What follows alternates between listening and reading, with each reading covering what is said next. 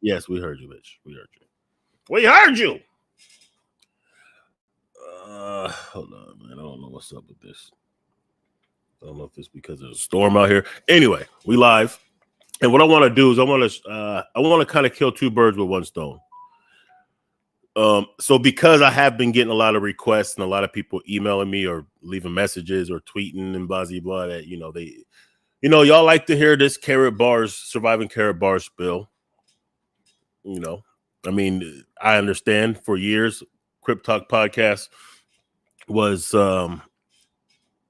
one of the front runners exposing carrot bars, exposing Mindbase, exposing GSPartners, exposing Joseph Haidt, exposing Harold Seiss in the gang.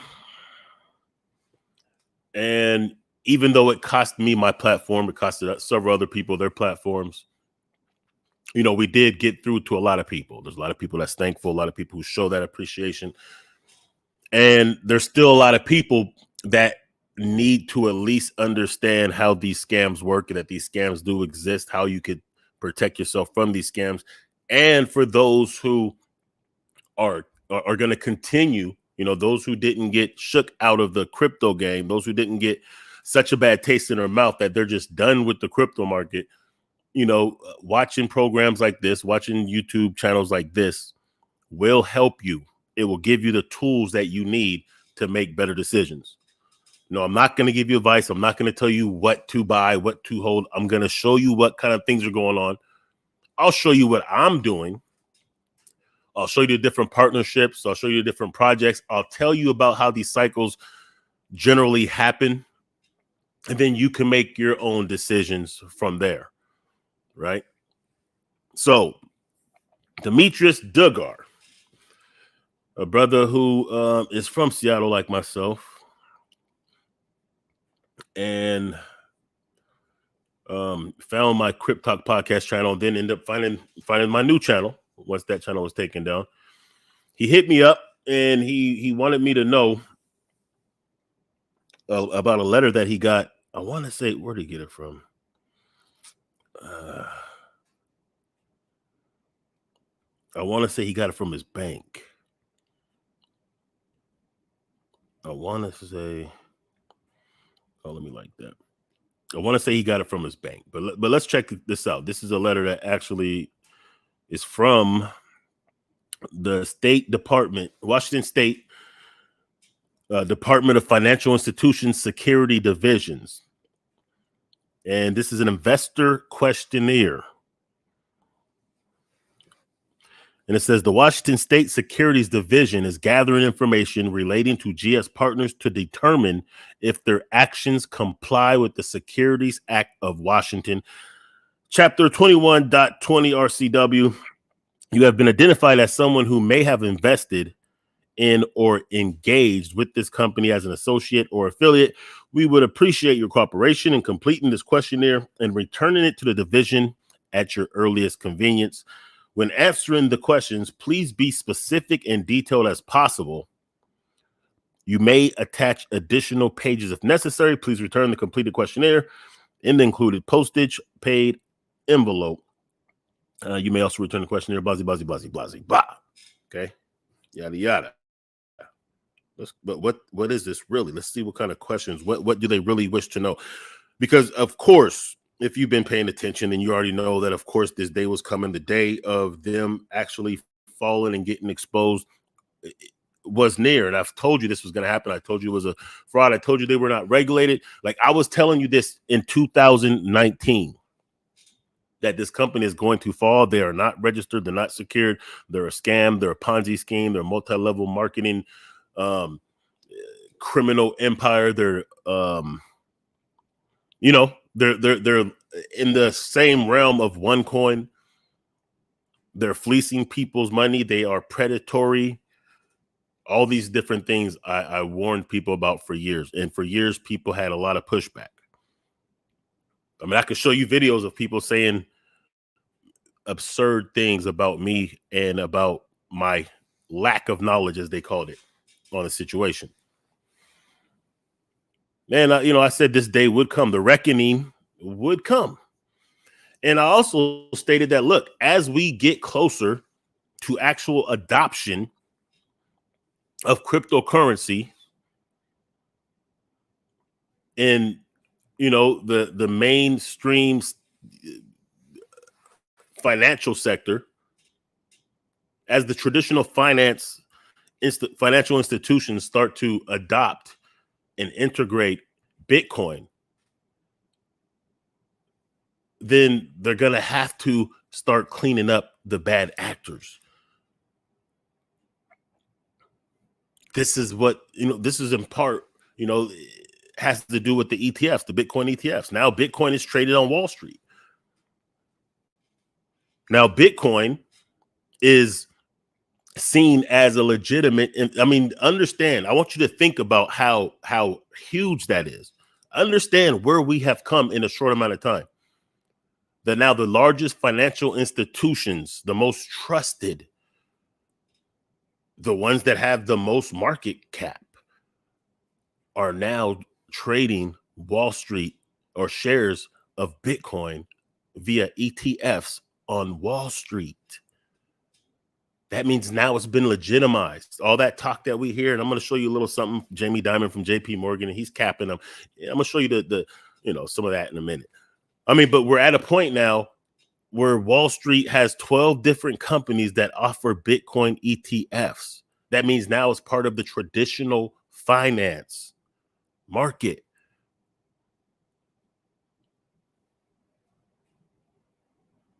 Think about that. So as these things happen, all the FUD they've been talking about Bitcoin and cryptocurrency for all these years is going to die down. And like I told you years ago, as these things happen, they're going to have to clean up the bad actors, because they're not going to be able to offer these services without being able to say, we've cleaned up the game. It's safe now. You can go through us. I'm not even saying that they're cleaning up these bad actors because they really care about retail investors like us. Because if they did, they would have been cleaned it up. They wouldn't have wasted resources suing the SEC or suing Ripple and Coinbase and Kraken and Binance. They would have been going after these Caribars a long time ago. These, GSPartners and Tron Case and all these other different Fugazi multi-level marketing Ponzi schemes masquerading as crypto companies. They would have took them out a long time ago. Yeah, they'll eat some low-hanging fruit when they can, because they want to be able to show the people, hey, we're going after this. We're going to clean up the market. By the way, you can get Bitcoin ETFs from Fidelity. By the way, we're creating a central bank digital currency. It'll be fully integratable with other cryptos and blah. But they have to make it at least appear like they're cleaning it up. And they're going to clean it up. Anyway, let's get to some of these questions. Here we go. If applicable, please provide your enrolling sponsor's name. So they want your sponsor's name. No. Let's start it all over. Let's go to number one. How and when did you first hear about GSPartners? Now, this is something that the state of Washington is sending to people who have been affiliated with GSPartners. If you've been enrolled with GSPartners and you've been involved with, they're sending people like this, these questionnaires all over the country. Let me show you something. All you have to do is Google GSPartners and this is what will come up. GSPartners, Global, Swiss Varium Bank, all their different things. The owner, Joseph Haidt, has been ordered to cease and desist from soliciting or selling any unregistered security, including meta certificates in Arkansas, Kentucky, Washington, California, Wisconsin. The parties allegedly advertised an unregistered multi-level marketing investment program to conduct Kentucky investors, causing an increased risk of financial harm. The Arkansas Securities Department received certain information and evidence indicating that GSPartners Global, Swiss Varium Bank, and Joseph Haidt have violated provisions of the Arkansas Securities, blah. Cease and desist. Fraud. Financial institutions. So this is, this is what it is right now. Anyway, back to this. So I'm saying, this is just where we're at with it right now. So they're asking, how and when did you first hear about GS Partners? What was the platforms that they were using to recruit people is what they want to know. So that way they can, backtrack and double back and try to comb every avenue that they use to articulate and promote their scam. Second question, if applicable, please provide your enrolling sponsor's name. Your sponsors. That who signed you up? Who recruited you? Who gets paid off of your efforts directly?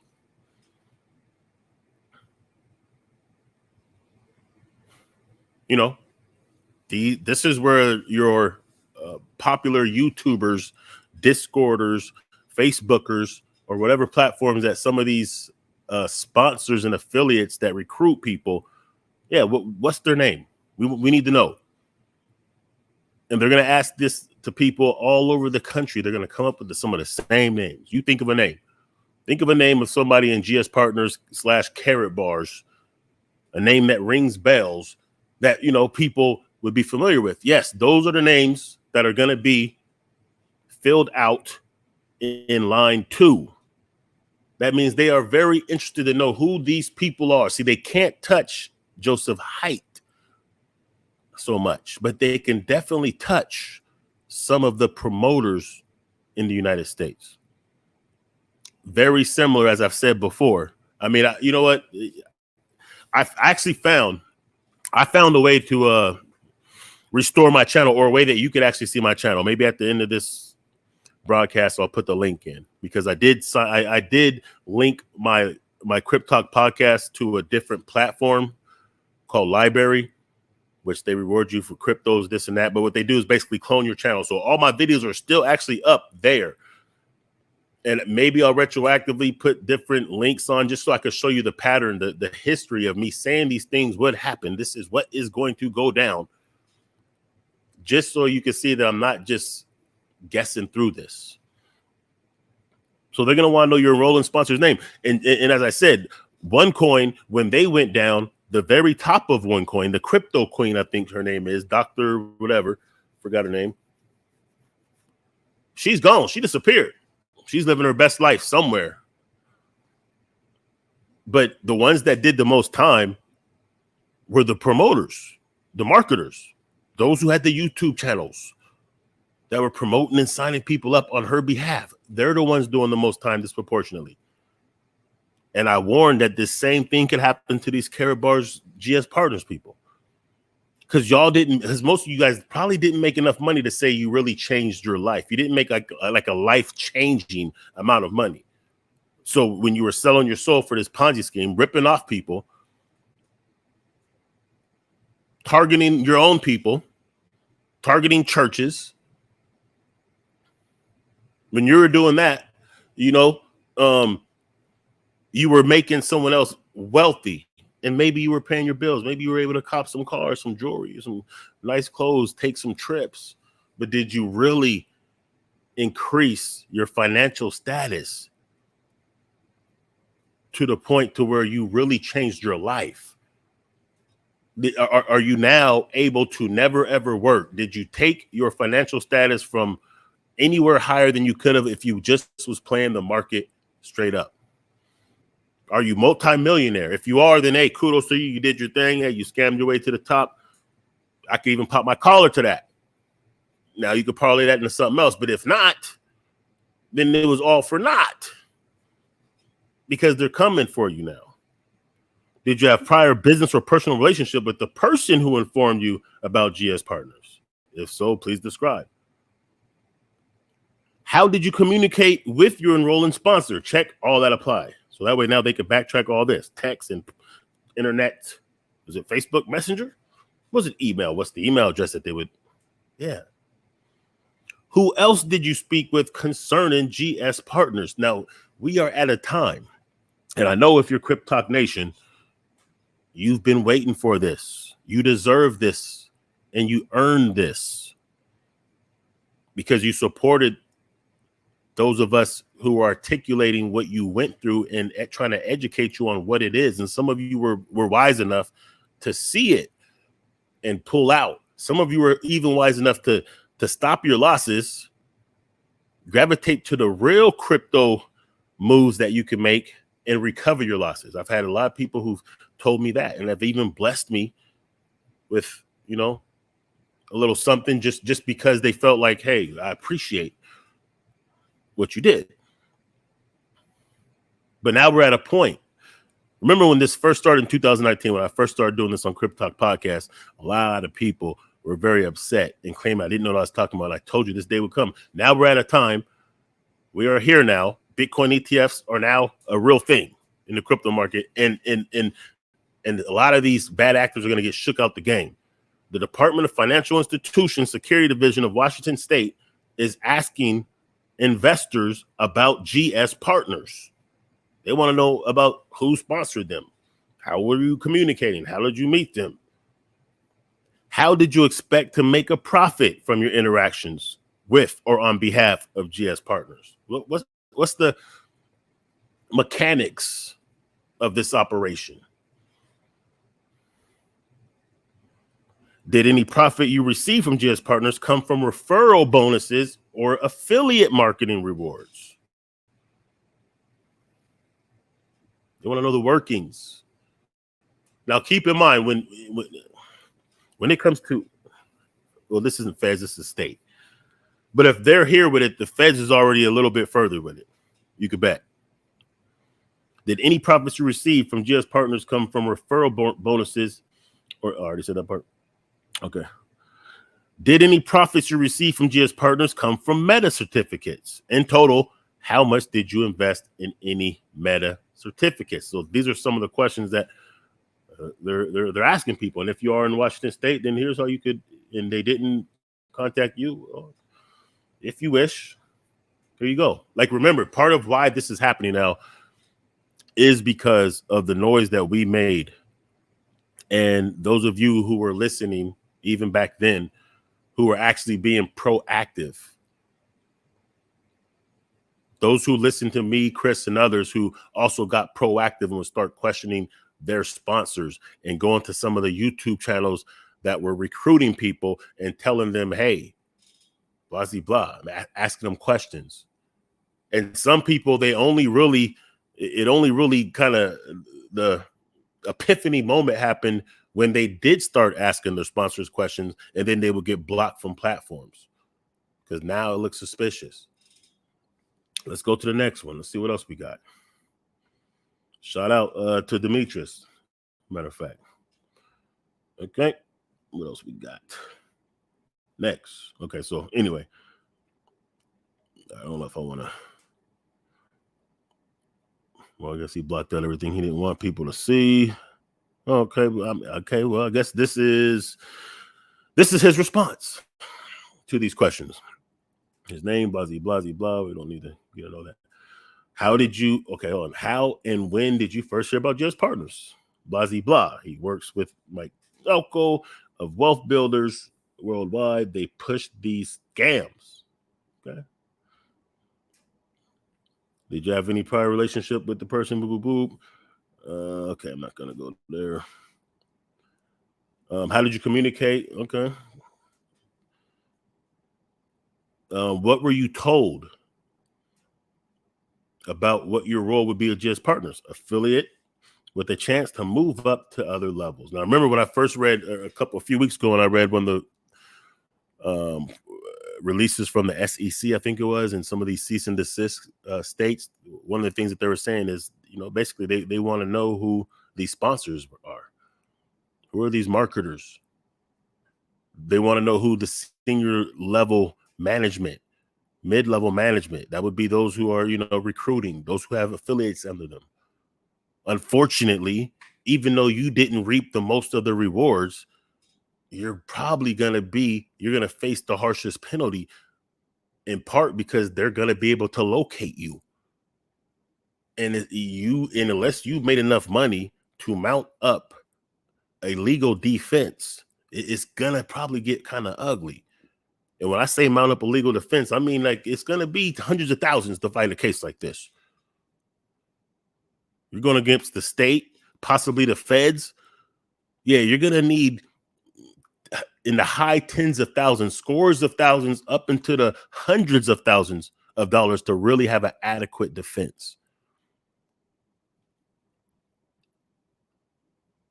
So all that money that you made, if you still have any of it, you're going to have to probably put it to legal defense. You could have just really invested in crypto. You could have really did real things. And this is what I was trying to tell some of these, some of those who were scammed. Hey, you could do real things in this crypto game to really make money in a real way without having to risk not only the integrity of your reputation, but legal shit and salting up the game. You know what I'm saying? Because this kind of thing creates a FUD. Understand like my position in this, and in part why I'm so passionate about exposing these frauds in the crypto game. Because as a principled Bitcoiner, primarily, but I also do deal with altcoins, I understand that Bitcoin was created to get to leverage wealth into the hands of us as working class.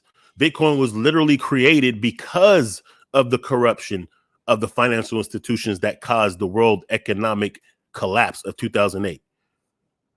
Let's let Nipsey Hussle talk about it real quick. Let's go ahead and do that. I don't want to really put all his stuff. I know that he actually tweeted it to me, so he doesn't mind if it's if I put it out there. But we got the gist of it. Now, let's get back to let's do this real quick. That's the direction we walking toward is becoming wealthy to the level that it's not gonna go away, and that we created a situation that it lasts longer than us. What is money in 2017 going into 18? Is it paper? Is it agreed value? What makes something currency? So that was what the debate was, and everybody was revolving around that as a question. But just cryptocurrency is I think it's like a form of karma. I think that the banks had such a crooked model that the engineers and software designers and programs. Okay, so what he's speaking of, this is what makes this dude so profound, because he was saying this in like 2017, right? He understood this in 2017. He said that Bitcoin is karma for the financial institutions and the corruption that they plagued on us, the little people. He said Bitcoin was their karma. It was created so we don't have to use them anymore. It was created so we don't have to rely on their system. It was created so we have a way to leverage technology into wealth, into store value, into payment systems, and everything else that came from it. Programmers was like, we're not going to fix this with a protest. We're not going to fix this with a march on Wall Street. We're going to fix this with technology. Yes. He said, yes, the programmers, those who created Bitcoin, Satoshi Nakamoto, said, yeah, we're not going to do a march. We're not going to protest. We're not going to, hold picket signs somewhere. Now we're going to fix this with technology. We're going to create something that makes them irrelevant, or makes, the traditional financial system takes our dependence away from them. This is what Bitcoin was created for. This is what DeFi was created for. This is why they ignored it, then mocked it, then fought it, then we won, because now there's Bitcoin ETFs. Why? Because they realized they can't shut it down. They've tried. Trust me. Pretty much every superpower, I could almost guarantee you, has tried to hack the Bitcoin blockchain at this point. They tried everything to take it down. They realized they can't. So plan B was plan B for them. Get the Bitcoin in. We need to own it all. And then that way we can base an economic system where we hold all the Bitcoin. We still control the economics, and we can rent it out to you guys in the form of ETFs. Yeah, you have an ETF. You don't have Bitcoin. We still have the Bitcoin, and you can rent it on Wall Street in the form of an ETF. But you'll never have the keys. You'll never actually have the Bitcoin. No, they intend to buy all the Bitcoin, and we'll get into that in a minute. And they created a equalizer that just checkmated the whole game. You know, that's my view on it. It's just like the energy. So when we have these corrupt, multi-level marketing Ponzi prostitutes, these scammers, these ones that are in your inbox as soon as you accept a friend request, the ones that are in your Instagram inbox, your Twitter, shilling your post with, ridiculousness, trying to scam you, trying to get you to sign up for their new platform, and it's multi-level marketing, or it's give us your money and we're going to trade it with this trading bot and you're going to make 10% a day guaranteed, but you have to keep it locked up first. Like these things, passive income mechanisms already exist in the crypto space. This is why I say, look, you want to learn about Bitcoin first. If you're new to crypto, think nothing of DeFi, think nothing of any multi-level marketing, too good to be true. The only thing you should do if you're brand new into crypto and you want to get involved in it, the first thing you do, first things first, is you study Bitcoin and understand what it is. Just Bitcoin. Don't study nothing else. Just Bitcoin. And the reason I say just Bitcoin, because in studying Bitcoin, you'll understand what the foundation of all these cryptos are. You'll understand what DeFi is. You'll understand what blockchain, fundamentally what blockchain is, what the blockchain is capable of. You'll understand money more. You'll understand economics. You'll understand all these things. And then you'll be able to assess different opportunities. But if you don't know Bitcoin, and if you don't know how to deal with just a Bitcoin wallet and sending and receiving transactions, you're not going to be able to do any of that fly fancy shit that they're that could really flip you these get rich quick ways. You ain't gonna know how to trade crypto. You're not gonna be able to acquire some of these lower market caps that can blow up and go 1,000% in a couple months. You're not gonna be able to get those in the first place if you don't even know fundamentally how to deal with Bitcoin. But once you know these kind of things, once you understand how to deal with mobile wallets outside, not Coinbase, not Binance, but once you really know how to deal with some of these mobile self-custody wallets, the ones that don't require your information, the ones that can't be hacked, the ones that you actually hold the seed phrases for, once you understand how to deal with those and trade on those, if you wish to do that, how to stake, how to use different DeFi protocols, it's going to be hard to be fooled. And you'll understand how you can still not get rich quick. Yeah, you could take your chances on some things, but you'll understand how you could actually build wealth in a passive way. Staking, providing liquidity, yield farming, things of that nature. Lending and borrowing, making money the same way banks make money. But you have to understand the fundamentals of Bitcoin first, blockchain first. So when we see all the scamming going on, it keeps us as a society of working class individuals from our right to participate in real crypto market, because it makes people, it fuds people out the game. And as that happens, then these big boys, these large institutions, they buy up all the Bitcoin, and they're not just buying Bitcoin. Then they start buying it up, and then all they do is take over the economic system that was created for us as a response to them. So they get to usurp the game. And now, unfortunately, only a few will really understand it in time to really be able to leverage it to their own benefit. Yeah, a lot of people are going to get in the game because, once it goes really mainstream, what's going to happen? Well, all of these different institutions are going to come out with their own products and services that will just mimic or be clones of what really exists that you could already get involved in.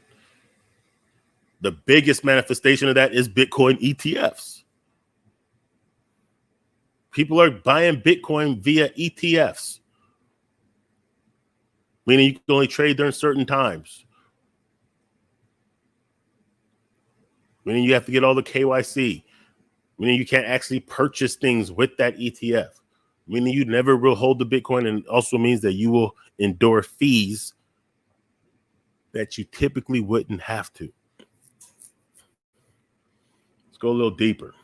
Let's look at these. Let's look at one of their garbage coins real quick. We're going to get out the GSP because I want to show you guys some other things that are going down that's actually significant. Okay, so look at this. This is the G999. How's it doing? It is falling. Look at this. It's not even worth half a penny now. It's not even. It's at 7/10 thousandths of a penny now. It's not even half a penny. It's half a penny. Look at this. 3 zeros. This looks like the price of like Shiba Inu or one of those meme coins at this point. All those zeros in front of the first number. And this is being up. Look at volume up 53%. $2,400 worth. Of course, you don't know the circulating supply because they're not going to be transparent enough to show you that.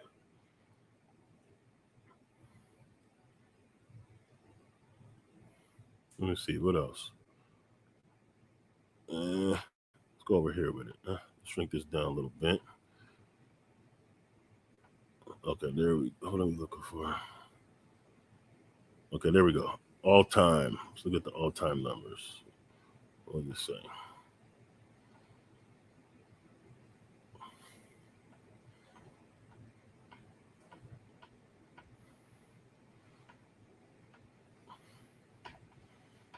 Readers.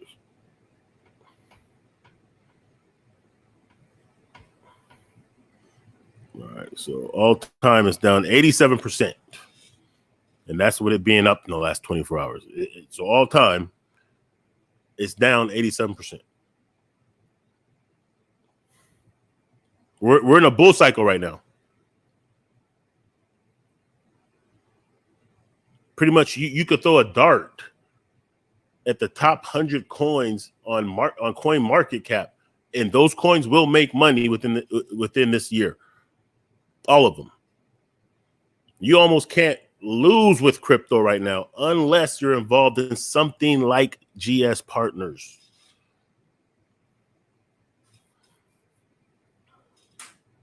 That's where this is the truth of the situation. You almost can't lose money in crypto right now. And I'm not saying that to say that you can't lose money in crypto. I'm saying because of the unique time that we're in right now, this part of the market cycle that we call the halving, we're February, March, April, we're 3 months from the Bitcoin halving. In 3 months, Bitcoin becomes more scarce.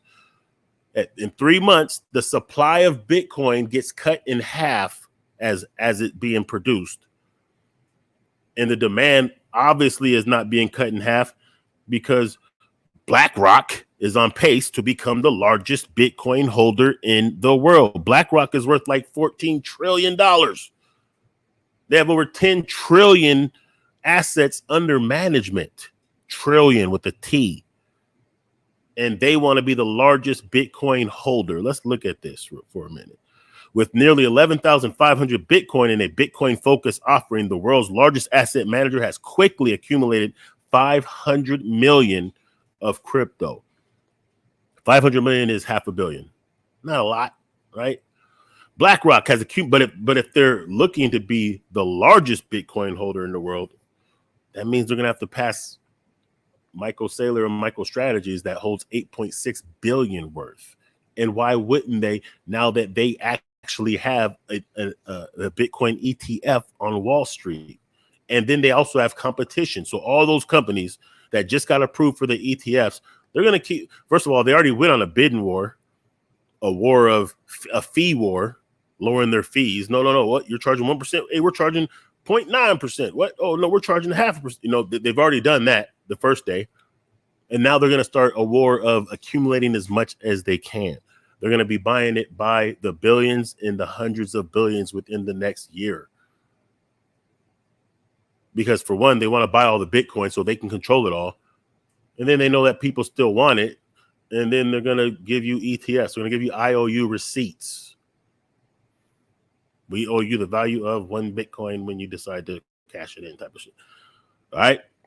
So BlackRock has accumulated nearly 11,500 Bitcoin in its newly listed spot Bitcoin exchange traded fund as the Wall Street Titan rapidly builds one of the largest troves of BTC in the world. So listen, this is this is where we're at with it. I'm not a fan of the Bitcoin ETFs. I understand that it will increase the market cap, but I also understand that it will increase the top heaviness of Bitcoin. I understand that these large companies are buying Bitcoin faster than it's being mined. They're trying to take all the Bitcoin off the table and then sell it back to us as derivatives. That's why it's important for me to keep hodling Bitcoin. That's why I have a certain amount percentage of my salary going to Bitcoin. Yeah, I do the altcoins because that's how I'm going to leverage and flip. The Bitcoin is more like hoarding gold because I understand the value is going to continue to rise over years to the point where I can actually hand it down to my children as generational wealth as I keep accumulating because it's scarce. There's only 21 million of them. Perspective. Just days before the first ever Bitcoin spot ETFs were launched. So what I'm telling you, new booties, you're new to this crypto. Maybe you haven't been hurt from some of these schemes, but you're still looking at dabble. You're still peeking around the corner, seeing what the market is doing. One of the reasons why you want to know this stuff, and one of the things that you want to do is first learn Bitcoin. That's it. Then you take in reputable news and information sources about the market. Not that this crypto is going to go 1,000%, not the moon boy stuff. Yeah, I'll show you some things on my channel. Hey, there's just some cryptos with this market cap that could go somewhere. These could really, but you're not going to be able to get those anyway until you understand at least the fundamentals first. But I'll show you some of those moves that you could make, risky moves.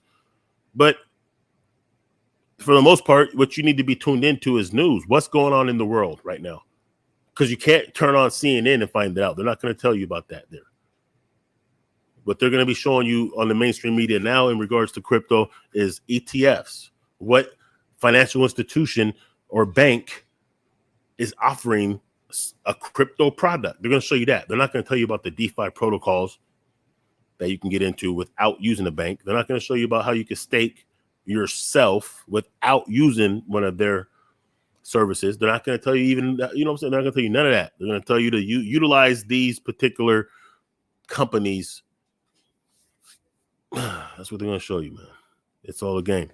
Perspective. Just days before the first spot Bitcoin ETF were launched in the U.S., BlackRock has accumulated a treasury for its product that reportedly rivals the world's largest public Bitcoin holders, surpassing Tesla's 9,270 Bitcoin. Remember, Tesla has Bitcoin to make it the world's third largest Bitcoin stash among public companies. These are just public companies, not private companies. Private companies don't have to disclose this.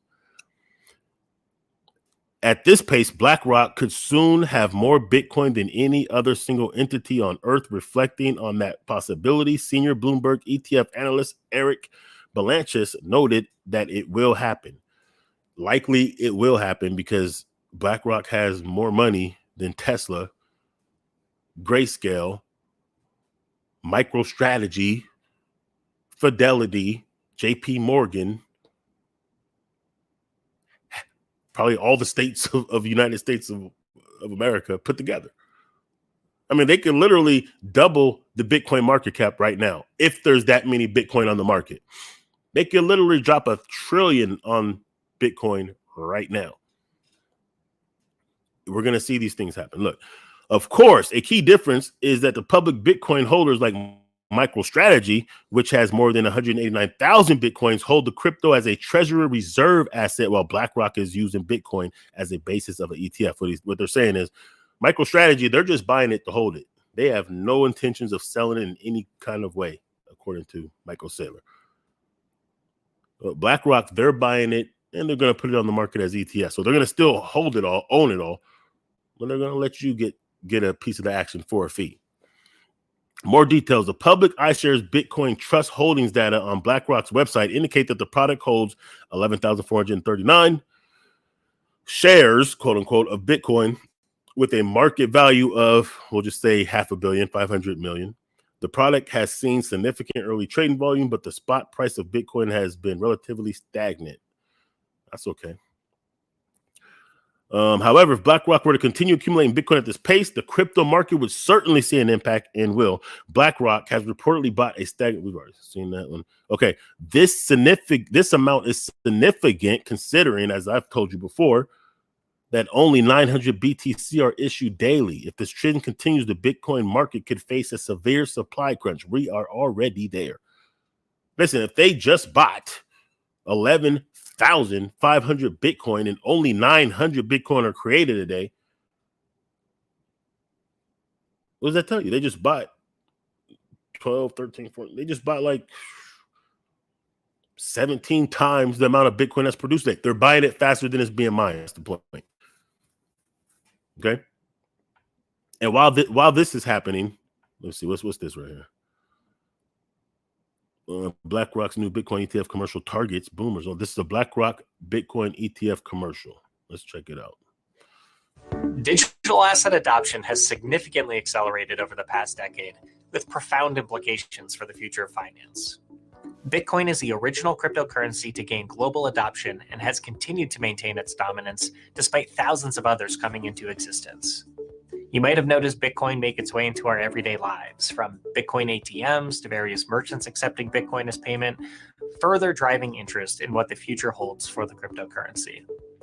Investors have taken notice, as institutions and individual investors alike have been adopting Bitcoin into their investment portfolios, with some viewing it as a potential store of value and others as a potential game changer in how money moves around the world.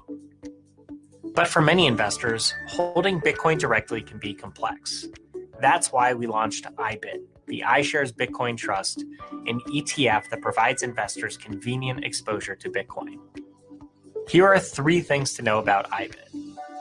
Access. IBIT enables investors to access Bitcoin within a traditional brokerage account, just like stocks, bonds, and other ETFs. Convenience.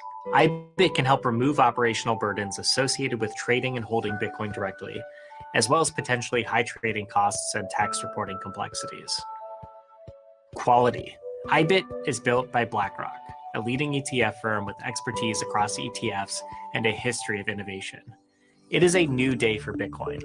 Access IBIT through your online brokerage or discuss with your financial planner to find out how IBIT can fit into your portfolio.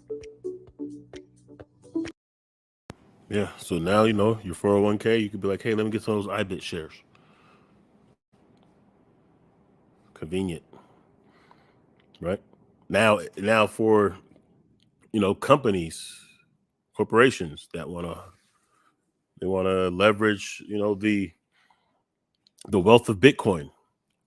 They, a lot of these institutions that want to get into Bitcoin, they're going to go through companies like BlackRock.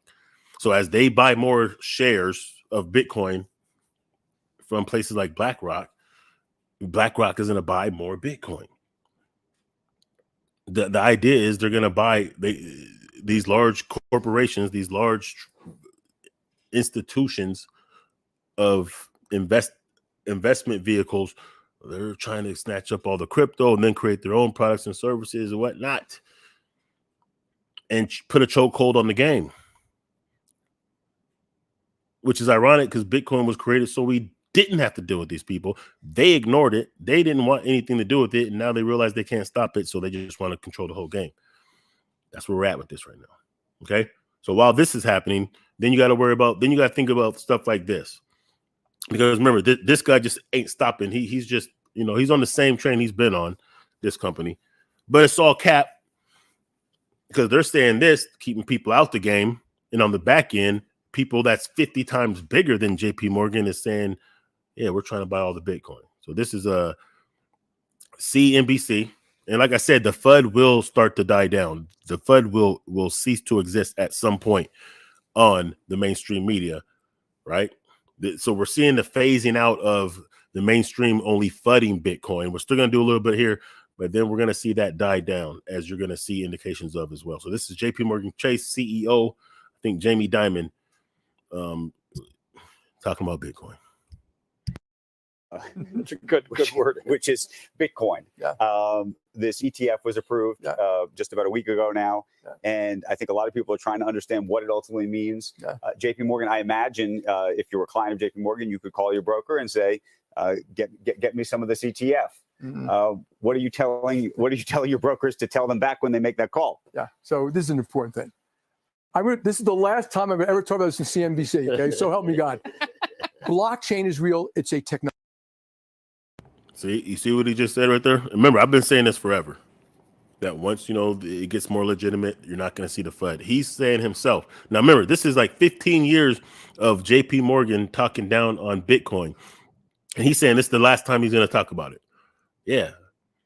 Because the plug has been pulled. No one's going to invite people on mainstream media to FUD Bitcoin when the largest financial institutions now hold ETFs and it's now trading on Wall Street. That would be a conflict of interest. Who do you think pays the bills for the corporate media? Right. So, of course, they're not going to let you FUD. But, this is his last time, he said. Technology. We use it. It's going to move money. It's going to say technology. Blockchain is real. It's a technology. We use it. It's going to move money. It's going to move data. It's efficient. We've been talking about that for 12 years, too, and it's very small. Okay. So I think we've wasted too many words in that. Cryptocurrencies, there are two types.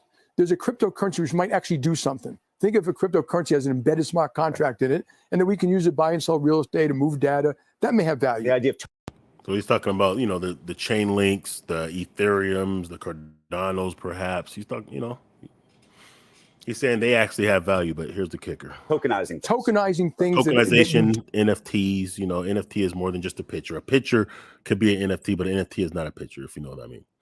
And tokenization means that anything that could be owned could be tokenized digitally, so the ownership is verified that way on the blockchain. Do something with. And then there's one which does nothing. I call it the pet rock, the Bitcoin or something like that. He's saying Bitcoin doesn't do nothing. And so on the Bitcoin, there's first of all, and I'm not trying to make a joke here. There are use cases: AML, fraud, anti-money laundering, tax avoidance, sex trafficking. Those are real use cases, and you see it being used for hundreds, maybe 50, $100 billion a year for that. That is the end use case. Everything else is people train among themselves. So speculate. Yeah. Now,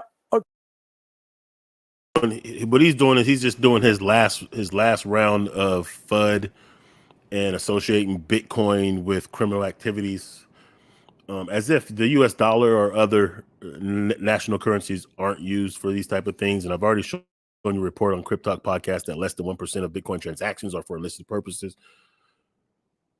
But you see the contrast of JPMorgan. They're still going to tell you don't mess with Bitcoin. It's the use cases, whatever. But then you have BlackRock, which is literally 50 times as big as JPMorgan, trying to buy it all up. So you just got to kind of pick and choose, what makes sense and what makes more logic. Okay. JPMorgan Chase is about 300 billion market cap. That's about a third of Bitcoin market cap. So, so the people have already chosen. Just think about that. The market cap of Bitcoin is bigger than any single bank in America. There's not one bank that comes close to the market cap of Bitcoin. That means more people trust and have their money in Bitcoin than any one bank in America. In fact, you could take the top 3 banks, put all of their market cap. And when I say bank, I don't just mean like that one bank on your corner. I mean all of those banks. You see that JPMorgan over there? Well, you take all of them across the United States, put them together, they're about a third of what Bitcoin market cap is. So you take the top 3 bank branches in the country, and they're not even surpassing the market cap of Bitcoin. We already won. It already has been established where we're going and what this is. The only problem is enough of us aren't catching up to it because we're listening to people like this, because of course they have to be legit. They're on social media, or they're on the mainstream media. And this is why I put on my byline on my Twitter handle. This is the news you're not going to see on the mainstream yet. That's what I said, yet. It's still there because I understood that we'll see it on the mainstream soon, And now it's here because the ETFs is here. So all these companies that's been telling us, don't worry about that Bitcoin. Oh, it's for money laundering. Yeah, they want to keep us out the market because they don't want to lose control. They understand that decentralized finance means that we don't have to deal with intermediaries. We don't have to deal with banks. Our funds are more secure on the blockchain than in the bank. And we could deal with it 24/7. We can hedge against inflation, and we can do the very thing that banks do with your money. Think about it. You want to know why these banks have really been against Bitcoin all these years? Now, not so much because they're going to offer products, but the reason why the banks were so against Bitcoin and DeFi, the crypto market in general, is because you can do what they do to make money without them. See, they take our collective money, pull it together, and then they give loans to people for percentages. So they're giving you 0.25% to hold your money, but they're taking your money, loaning it out, and making 10-20%, depending on how they're loaning it. Could be a mortgage, could be a car loan, could be a credit card, could be whatever. They're loaning out our money and making percentages. Not only that, they're also investing it in other things, and they're generating hundreds of billions of dollars per year and giving you 0.25%. Well, in DeFi, you can do that yourself. You can, through a smart contract, pull your money to be loaned out for higher percentages, for the same percentages that they make. And it's guaranteed because for those to borrow against it, they have to put up collateral. So you can still take them out anytime. You never have to worry about a loan default like these banks do. So now that you understand that, you know, if more people understood, hey, you know what, my savings account, what if I just put that into a stable coin and put it in compound finance and let it gain 8% sitting there instead of 0.25% sitting in my bank? If everyone knew that, how many people would choose to get 0.25% over 8%? If people knew that, hey, I can take a loan against my assets in a collateral debt position, borrow 80% against my collateral, maybe invest it in some other things, maybe take care of some things, flip it however I want to flip it.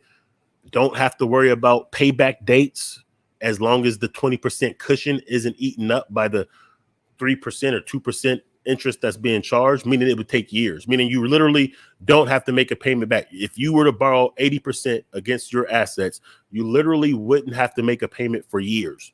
You'd make the payment on your own terms.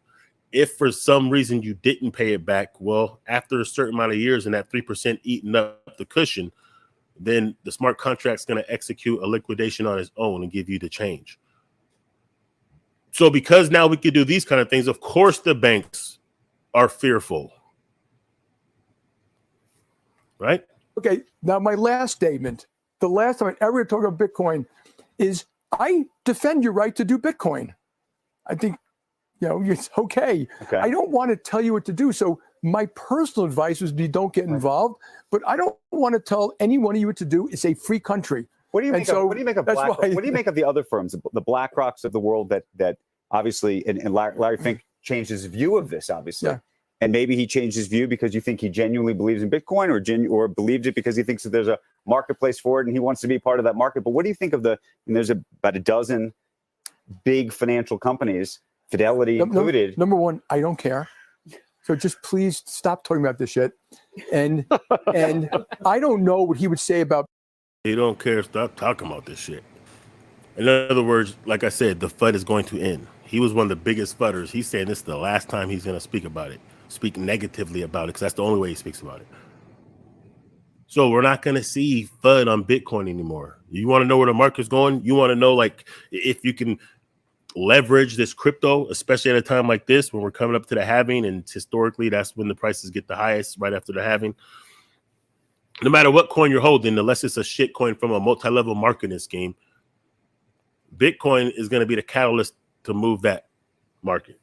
As Bitcoin goes up, these other coins will go up. I'm not saying financial advice. I'm just saying that we are in a unique position that only happens once every 4 years. We're at this point, you can get your hodl on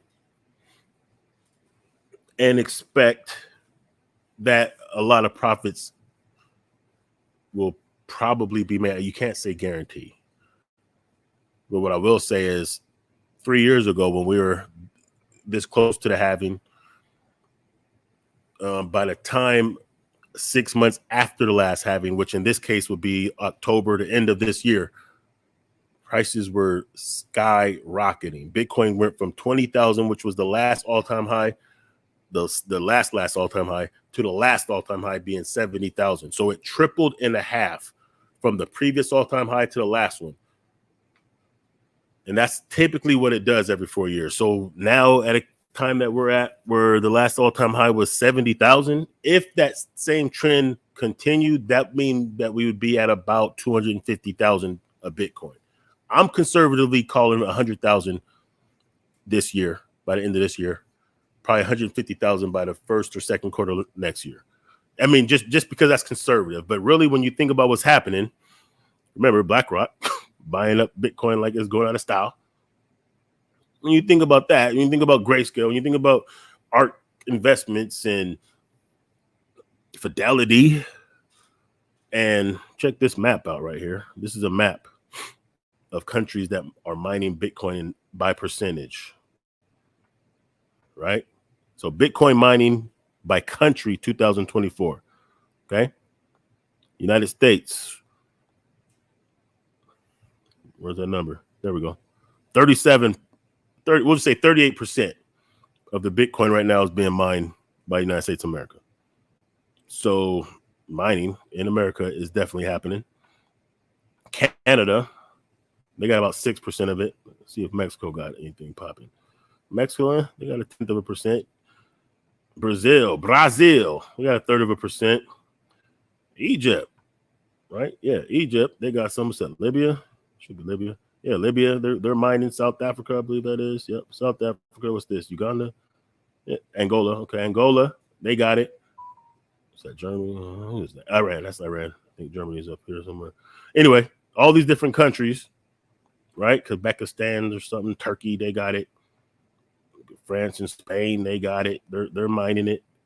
China, no, that's Russia, right? Russia is mining. And remember, Russia just made a deal to start trying to. Where's Ethiopia at? Don't forget that Russia just made a deal with Ethiopia to build a mining facility. In fact, they have already got going by now. So like you have whole countries like, yo, we need to mine Bitcoin as a country. We ain't even seen. Where's El Salvador at? El Salvador is mining Bitcoin. Where's El Salvador? Colombia. Huh? They're parlaying some of that cocaine money into Bitcoin, man. I'm just saying, like, this is global, man. Like, I just want people to understand this. I'm not trying to orange pill anybody at this point. It's like, hey, if you don't get it, you're not going to get it, whatever, more for us. But for those of us who do know, like, just understand, like, right now, some of the decisions that you make right now, as in any time when you're talking about investing, could be the difference between if you're setting yourself up for generational wealth or not. Because the future is here. What we will see, the things that we've been talking about in the crypto space for years, is going to get here faster than you think. Where the difference between wealth could be who has been investing their money, who holds Bitcoin. If there's a scarce resource on this earth that all the rich people and all the countries and all the large corporations and the BlackRocks are eagerly trying to buy up because there's only a limited supply of, don't you think that maybe you should be getting it? If they're buying up the Bitcoin, and the Bitcoin represents all the cryptocurrencies, because they're not just buying Bitcoin, but Bitcoin is the gold of you know. If all of these people who create money markets are buying all the Bitcoin and integrating blockchain technology, don't you think that you should be ahead of the curve? They're gonna reprogram the grid. The financial reset is them switching to blockchain and trying to usurp the crypto game and make their own products and services. Why? Because if they don't, then we could do it ourselves, or we won't have to rely on them. They will lose their influence and wealth if they don't. They're not getting into the Bitcoin and the blockchain because they want to. They didn't want to. They wanted to continue to create that highly inflationary fiat currency and move that around through central banks, where we had no say so. Now they realize, you know what? They could actually do their own thing as far as finances in a decentralized manner. So they wanted to disrupt that. That's why you don't see it on the mainstream. If the whole globe knew what DeFi is, how to deal with these blockchain technologies, remember, a quarter of the world population is unbanked, and they don't need a bank now. So that would be a quarter of the population that would never get into the banking system. And then half of, a big portion of those who are in the banking system, once they realize, and that includes companies, the banking system would fall. The central banks would collapse. So now they have to be in the game. So if they're replicating what we're seeing happen, doesn't it make sense? Like, if you were around before the gold rush happened, right? And you knew, hey, in 10 years, everyone's going to be mining gold. Gold is going to be a big thing. But guess what? I know where some gold is right now. I can go and mine it. Maybe I don't have enough equipment to mine a lot of it, but I can mine it before all these large corporations and people start coming out west and mining it all. You'd be a fool not to try to accumulate as much gold as you could. If you knew about the oil boom 10 years before it happened, and you had the ability to go and drill oil, even if you couldn't drill as much as the Rockefellers, if you had a chance to do it before them, knowing what was going to happen, what would you do? That's where we're at. Well, that's where we were at years ago. Now we're at like year 5 of that. Now we're actually seeing the big boys move into the game to try to take it over. But we still have access. This is what we're seeing. We're seeing whole companies and countries do this. I think that's pretty much all I wanted to get into, besides what? Elon Musk. Do I even care about this Elon Musk story? Yeah, he holds Dogecoin and Bitcoin, blah, blah. Blah, blah. So, it just shows you that these rich people, these rich folks, they want it. Don't listen to what they're doing, what they say, because what they say is just for them to make money. You watch what they actually do. So, yeah, JPMorgan's talking trash about Bitcoin, but they already said they use blockchain technology. They did create their own crypto tokens for depositors institutionally, and now for the retailers. So they're getting into the space. They understand the importance of it. They understand the value of it. They want to keep us away from these scarce assets because they want them all. That's what it is. Anyway, CryptTalk, blockchain, crypto gang. You can hit me up at CryptTalkPodcast@gmail.com. You can join Blockchain Crypto Gang on Facebook. Of course, like, subscribe, share, all that good stuff. Follow me on Twitter at CryptTalkP. I think Instagram's the same. I'm not really on Instagram that much. Anyway, I got some other stories coming up. I know I haven't really had that much time to do a lot of videos. That's why I do these long ones when I do. But, I just want you guys to understand where we're at right now. And I want to be able to say that I said this, so later on I could point to you and say I said this if you're not listening. Also, yeah, like I said, I'll put the link if anyone wants to see the videos that I did for CryptTalk Podcast, because if you use the platform called Library, LBRY, you can find CryptTalk Podcast there, and I still have my full videos up there that YouTube took down. And that's another good thing about this decentralized blockchain technology. First of all, I'm going live from the Brave browser right now. Brave is a company that creates the BAT token, which is on the Ethereum blockchain, and they also create this dope browser that not only is faster, cleaner, more secure, doesn't track you, but they also pay you to use it. And then you have other platforms, video platforms and different social media platforms that they're not like typical platforms. They're decentralized. They typically have some type of crypto incorporated in there that pays the platform users and content creators.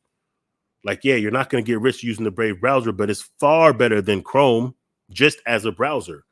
Plus, hey, you're not going to get rich, but how much money are you going to make from Chrome, using Chrome? I got Helium Mobile. I just got the Helium Mobile. I've been making $3 a day on their mapping, grading. You know, I mean, I'm just saying, $3 a day doesn't make you rich, but seeing that the bill for Helium Mobile is only $20 a month, I'm making $90 a month. That means I got a free phone bill, plus I'm hodling their coin that I could always trade for Solana or something else. I mean, like these are just the kind of things that we're seeing. The disruptive technology of blockchain crypto is an alternative to the fugazi mainstream that is out there that monetizes our presence on their sites, even YouTube. Like I showed you, I think I showed you JoyStream. It's kind of like a YouTube clone for decentralized cryptocurrency enhanced. But these are the different options that we have.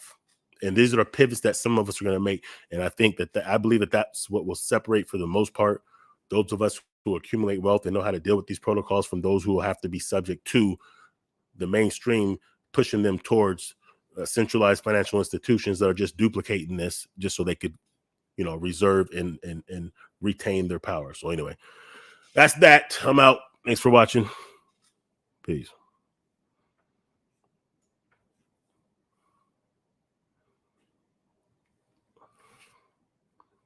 Holy shit.